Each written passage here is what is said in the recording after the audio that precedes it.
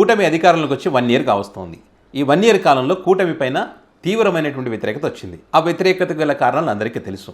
So ఈ క్రమంలో జగన్మోహన్ రెడ్డి గారి గ్రాఫ్ మాత్రం పెరుగుతూ వస్తుంది. ఎందుకంటే జగన్ గారు ఉంటే ఈ నెలలో మాకు అమ్మఒడి పడేది, ఈ నెలలో మాకు రైతు భరోసా పడేది, ఇప్పుడు స్కూల్స్ ప్రారంభం కాబోతున్నాయి కదా, సో ఖచ్చితంగా ఇప్పుడు మాకు పిల్లలకు యూనిఫామ్స్ కానీ బుక్స్ కానీ ఇవన్నీ కూడా వచ్చేయి.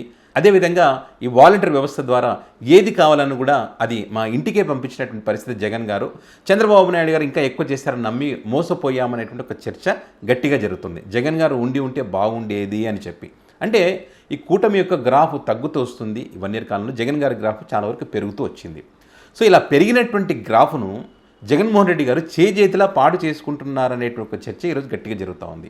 మరి ఆయనకు ఎవరు సలహాలు ఇస్తున్నారో, వాళ్ళ సలహాలు గుడ్డిగా ఎందుకు నమ్ముతున్నారో, వాళ్ళ సలహాలు తీసుకొని మరి జగన్ గారు రాంగ్ డిసిషన్ ఎందుకు తీసుకుంటున్నారో అనేటువంటి చర్చ సొంత పార్టీలో కూడా ఈరోజు వినిపిస్తూ ఉంది. ముఖ్యంగా ఈరోజు వినిపించడానికి ఈరోజు పెద్ద ఎత్తున చర్చ జరగడానికి రీజన్ ఏంటంటే, ఇప్పుడు తెనాలి ఇష్యూ అందరికీ తెలుసు. తెనాలి నడి రోడ్డు మీద పోలీసులు 3 యువకుల్ని కొట్టడం, ఆ వీడియో పెద్ద ఎత్తున వైరల్ కావడం మనం చూసాం. సో ఈ ఘటనకు సంబంధించి జగన్మోహన్ రెడ్డి గారు కూడా స్పందించాలి కూడా.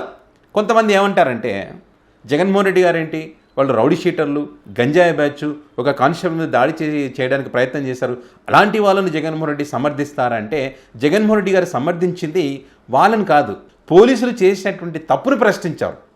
అదే అర్థం చేసుకోవాలి ఇక్కడ. అంటే మనకంటూ ఒక రాజ్యాంగం ఉంది, ఒక న్యాయ వ్యవస్థ ఉంది. మనమేం ఆటవిక రాజ్యంలో లేము. న్యాయ వ్యవస్థ ఉంది. వీళ్ళు తప్పు చేసి ఉంటే చట్టపరంగా శిక్షించాలి. అంతేగాని నడి రోడ్డు మీద తీసుకొచ్చి అలా కొట్టడం తప్పు అన్నదే జగన్ గారు మాట్లాడింది. సో అందులో తప్పేముంది? ప్రశ్నించకపోతే రేపు రోజు ఏ చిన్న తప్పు చేసినా వేరే వాళ్ళు నడి రోడ్డు మీద తీసుకొచ్చి కొడతారు. ఎలాగో పోలీస్ స్టేషన్ 4 గదుల మధ్యలో కొడతారు, బట్టలు లేకుండా కొడతారు, 3rd డిగ్రీ అవన్నీ మనకు తెలుసు ఎట్లా చేస్తారనేది. కానీ ఇక్కడ చేసిందంటే నడి రోడ్డు మీద ప్రజలను భయభ్రాంతులకు గురి చేస్తూ ఉన్నారు. ఒక కానిస్టేబుల్ కన్నా చిరంజీవి ఆ 3 యువకులు నన్ను చంపడానికి వచ్చారని చెప్పి కేసు పెట్టి వాళ్ళ మీద ఆ రకంగా కొట్టడం ఎంతవరకు కరెక్ట్? నిజంగానే కొట్టడానికి వచ్చి ఉంటే దాని తగ్గ ఆధారాలు ఉంటే ఆ ఆధారాలు కోర్టుకు సమర్పిస్తే కనుక ఖచ్చితంగా వాళ్ళకి శిక్ష పడే విధంగా చట్టపరంగా వెళ్ళొచ్చు. కానీ అలా వెళ్ళలేదే. అది కదా జగన్మోహన్ రెడ్డి గారు ప్రస్తావించారు ఇక్కడ. పైగా ఆ 3 మీద అనేక కేసులు ఉన్నాయని చెప్తా ఉన్నారు. ఎప్పుడు 2018 నుంచి ఇప్పటివరకు కేసులు ఉన్నాయని చెప్తా ఉన్నారు. మరి అన్ని కేసులు ఉంటే మరి ఇన్ని రోజులు ఏం చేశారు? అది ఇంత తప్పులు చేస్తున్నప్పుడు మరి మొదట్లోనే శిక్షించి ఉంటే కనుక, మొదటి తప్పులో చేసినప్పుడు వాళ్ళు శిక్ష పడి ఉంటే కనుక, మీరు ఆధారాలు కోర్టుకు సమర్పించి న్యాయ వ్యవస్థ శిక్ష పడి ఉంటే కనుక ఈ రకంగా జరిగి ఉండేది కాదు, ఇంకా వాళ్ళు తప్పు చేయకుండా ఉండేవాళ్ళు కదా జగన్మోహన్ రెడ్డి గారి అభిప్రాయం. సో ఇంతవరకు బాగుంది. ఆ పోలీసులు చేసినటువంటి తప్పును ప్రశ్నించడం ఇంతవరకు బాగుంది. చాలామంది కూడా తప్పేం లేదు జగన్ గారు అడిగిన దాంట్లో అని చెప్పి కొంతమంది వ్యతిరేకించిన, కొంతమంది సమర్థించారు. సో ఓకే అంతవరకు. కానీ ఇప్పుడు ఆ 3 యువకుల్లో మరి జాన్ విక్టర్ తెనాలిలో ఉంటాడు. ఆ జాన్ విక్టర్ ఇంటికి వెళ్ళి పరామర్శించాలని చెప్పి ఒక షెడ్యూల్ ఏదైతే పెట్టుకున్నారో దీనికి సంబంధించే తీవ్రమైనటువంటి వ్యతిరేకత వస్తుంది. అసలు జగన్మోహన్ రెడ్డి గారు ఏ రకంగా ఇలాంటి నిర్ణయాలు తీసుకుంటున్నారు, ఎవరు సలహాలు ఇస్తున్నారు, ఎందుకు వెళ్ళదలుచుకున్నాడు అక్కడికి, దీని వెనక రీజన్ ఏంటి అనే దానికి ఎవరికి అర్థం కావట్లేదు. ఈ 3 బాధితులు ఎవరైతే ఉన్నారో ఈ బాధితుల్లో జాన్ విక్టర్ అనేటువంటి ఒక వ్యక్తి ఇంటికి మాత్రమే జగన్ గారు వెళ్తూ ఉన్నారు.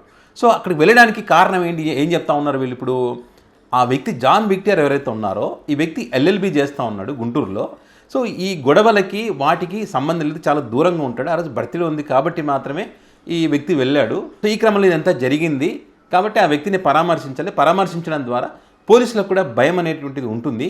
ఇంకొకసారి ఇట్లా నడి రోడ్డు మీదకి తీసుకొచ్చి కొట్టకుండా ఉంటారో అనేటువంటి విషయాన్ని చెప్పదలుచుకున్నారని చెప్పి వీళ్ళ వైపు నుంచి వైసీపీ నుంచి వినిపిస్తున్నటువంటి మాట.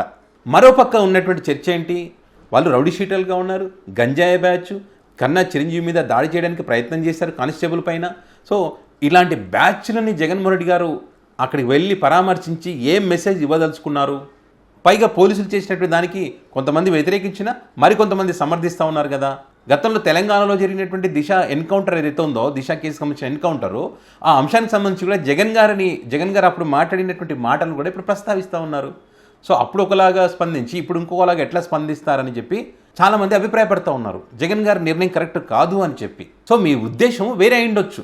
అంటే చట్టాన్ని తమ చేతుల్లోకి పోలీసులు ఎట్లా తీసుకుంటారు, నడి రోడ్డు మీద ఏ రకంగా కొడతారు, సామాన్య ప్రజల్ని ఎందుకు అట్లా భయభ్రాంతులకు గురి చేస్తారని చెప్పి ఒక మెసేజ్ ఇవ్వాలను, ఇంకోటి మీరు చెప్పాలని అనుకొని ఉండవచ్చు. కానీ మీకున్నటువంటి మీడియా బలం చాలా తక్కువ, వాళ్ళకున్నటువంటి మీడియా బలం చాలా ఎక్కువ.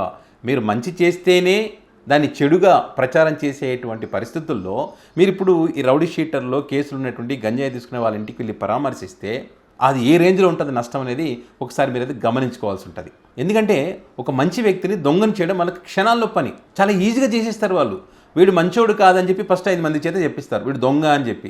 కొంతమంది ఉండొచ్చు ఉండకపోవచ్చులే అంటారు, 10 మంది చేత చెప్పిస్తారు, అవునా అంటారు, 20 మంది చేత చెప్పిస్తారు, ఉండొచ్చేమోలే అంటారు. అట్లా 50, 100 పెరుగుతుంది. 100 మంది చెప్పినప్పుడు ఎవడైనా ఏమనుకుంటారు, 100 మంది చెప్తారు వీడు దొంగ కాకుండా ఎందుకు ఉంటాడని చెప్పి ఈజీగా నమ్మేస్తారు. దానికి ఆధారాలు అడగరు, వాళ్ళు చెప్పింది నమ్మేస్తారు. అది ఏ మీడియా ఏ పార్టీ ఇవ్వడం చూడరు. వాడు దొంగ అని 100 మంది చేత చెప్పిస్తే ఎందుకు నమ్మరు, అట్లా నమ్ముతారు. సో ఇప్పుడు కూడా మీ ఉద్దేశం ఏదైనా సరే, మీరు ఏం చెప్పదలుచుకున్నారో పోలీస్ వ్యవస్థ గురించి, ఇది తప్పు అని మీరు ఏదైతే చెప్పాలనుకున్నారో అది ఏ ఉద్దేశం అయినప్పటికీ కూడా మీరు అక్కడికి వెళితే మాత్రం ఈ సంవత్సర కాలంగా పెరిగినటువంటి గ్రాఫు మరి దారుణంగా పడిపోవడంలో ఎలాంటి సందేహమే లేదనేటువంటి అభిప్రాయాలు ఎక్కువ శాతం వినిపిస్తున్నాయి. మిమ్మల్ని అభిమానించేటువంటి వాళ్ళు కూడా వెళ్ళకపోవడమే మంచిది జగన్మోహన్ రెడ్డి గారు అనేటువంటి అభిప్రాయాలను వ్యక్తం చేస్తూ ఉన్నారు. మీకు సలహా ఇచ్చింది ఎవరో, ఇప్పుడు చర్చిస్తున్నట్టు కాకుండా ఈ అంశాలు కాకుండా ఇంకా దీని వెనక అక్కడ వెళ్ళి పరామర్శించడం వెనక ఇంకా ఏదైనా ఉందో అది ఎవరికైతే తెలియదు, కానీ దానివల్ల నష్టం అయితే జరిగేటువంటి అవకాశం ఉంది. కాబట్టి ఒకసారి దాన్ని దృష్టిలో పెట్టుకొని, పార్టీ కార్యకర్తల అభిప్రాయాలను దృష్టిలో పెట్టుకొని పార్టీ డ్యామేజ్ కాకుండా చూసుకోవాల్సిన బాధ్యత మీ పైన ఉంటుంది. పైగా రేపు జూన్ 4వ తారీఖున మీరు వెన్నుపోటు దినోత్సవం అని చెప్పి కూటమికి సంబంధించి ఒక కార్యక్రమం కూడా చేస్తూ ఉన్నారు. సో దానికి సంబంధించి ప్రజల మద్దతు కూడా లభిస్తూ ఉంది.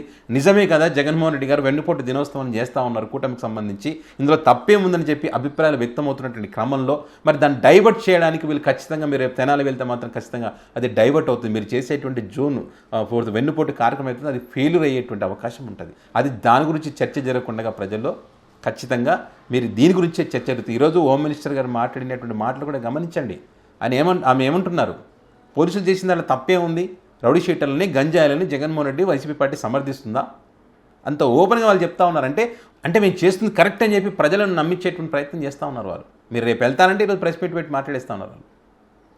కాబట్టి ఇంకా ఆలోచించేది ఏమీ లేదు ఇందులో, వెళ్ళకపోవడమే మంచిదనేటువంటి అభిప్రాయాలే ఎక్కువగా వినిపిస్తూ ఉన్నాయి. మిమ్మల్ని అభిమానించే వాళ్ళు, మీ పార్టీలో ఉండేటువంటి వాళ్ళు కానీ, మీ కార్యకర్తలు కానీ, మీ శ్రేయోభిలాషులు కానీ, జగన్ గారు మళ్ళీ గెలవాలి, మళ్ళీ ముఖ్యమంత్రిగా చూడాలనుకునేటువంటి చాలామంది కూడా మరి జగన్ గారు వెళ్ళకపోవడమే మంచిదనేటువంటి అభిప్రాయాలను వ్యక్తం చేస్తున్నారు.